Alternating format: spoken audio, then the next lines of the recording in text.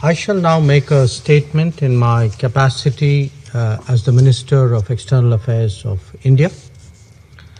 And let me begin by thanking Mr. Vladimir Voronkov, USG UNOCT, and Ms. Michelle Koninsk, Executive Director, CTED, for their briefings on the 13th report of the Secretary General on the threat posed by ISIL-Daesh to international peace and security.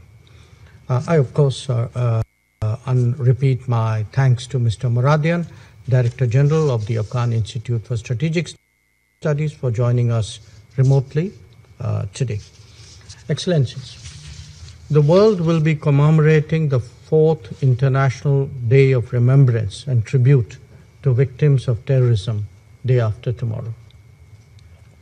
Next month, it will be 20 years since the horrific 9/11 tragedy in New York. We in India have, of course, had more than our fair share of both challenges and casualties.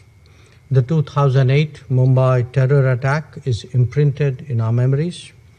The 2016 Pathankot Air Base attack and the 2019 suicide bombing of our policemen at Pulwama were even more recent. Let me therefore express my solidarity with the victims and their families all over the world who have suffered and continue to suffer from the scourge of terrorism. We must never compromise with this evil. The international community holds a collective view that terrorism in all its forms and manifestations must be condemned. There cannot be any exception or any justification for any act of terrorism, regardless of motivations behind such acts. We also recognize that the menace of terrorism cannot be and should not be associated with any religion, nationality, civilization, or any ethnic group. However, in spite of the progress we have made to tighten the legal, security, financing, and other frameworks to combat terrorism, terrorists are constantly finding newer ways of motivating, resourcing, and executing acts of terror.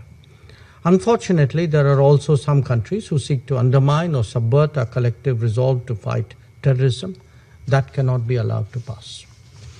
The latest report of the Secretary General has provided another stark reminder to all of us that ISIL, Daesh, continues to pose a critical threat to international peace and security.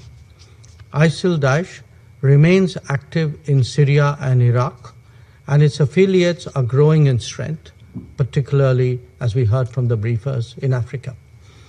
The financial resource mobilization of ISIL-Daesh has become more robust. The flow of funds has continued, and rewards for killing, I believe, are now being paid even in Bitcoin. The radicalization of vulnerable youth by systematic online propaganda campaign remains a serious concern. In our own immediate neighborhood, ISIL Khorasan has become more energetic and is constantly seeking to expand its footprint. This should be taken seriously. Events unfolding in Afghanistan have naturally enhanced global concerns about their implications for both regional and international security. The heightened activities of the proscribed Haqqani network justifies this growing anxiety. Whether it is in Afghanistan or against India, groups like Lashkar-e-Toiba and Jaish-e-Mohammed continue to operate with both impunity and encouragement. It is therefore vital that this Council does not take a selective, tactical, or even a complacent view of the problems we face. We must never countenance sanctuaries for terrorists or overlook the raising of their resources. And when we see state hospitality being extended to those with innocents' bloods on their hand, we should never lack the courage to call out this doublespeak. We heard from the briefers of the aggravating impact of the pandemic. What is true of COVID is even more true of terrorism. None of us are safe until all of us are safe. Insofar as ISIL is concerned, its modus operandi has changed, with the core focusing on regaining ground in Syria and Iraq, and affiliates functioning independently. This evolving phenomenon is extremely dangerous and poses a new set of challenges to our collective efforts in our fight against ISIL and terrorism.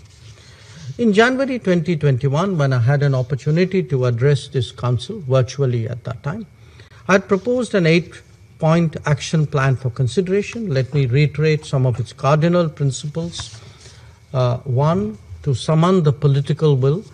Don't justify terrorism, don't glorify terrorists.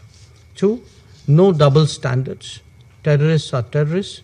Distinctions can only be made at our own peril. 3, don't place blocks and holds on listing requests without any reason. 4, discourage exclusivist thinking and be on guard against new terminologies and false priorities. 5, enlist and delist objectively, not on political or religious considerations. 6, recognize the linkage to organized crime. 7, support and strengthen the FATF. And 8, provide greater funding to the UN Office on Counterterrorism. I call on this Council to collectively build on these principles. It is also important therefore to end the stalemate preventing the adoption of a comprehensive Convention on International Terrorism, which India has championed for so long.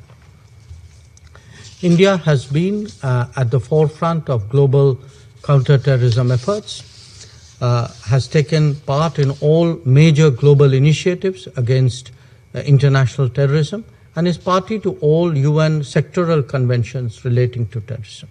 We are pleased to play our role in strengthening the global counterterrorism strategy adopted last month. We reiterate our full support for counterterrorism cooperation under the auspices of UN. I thank you.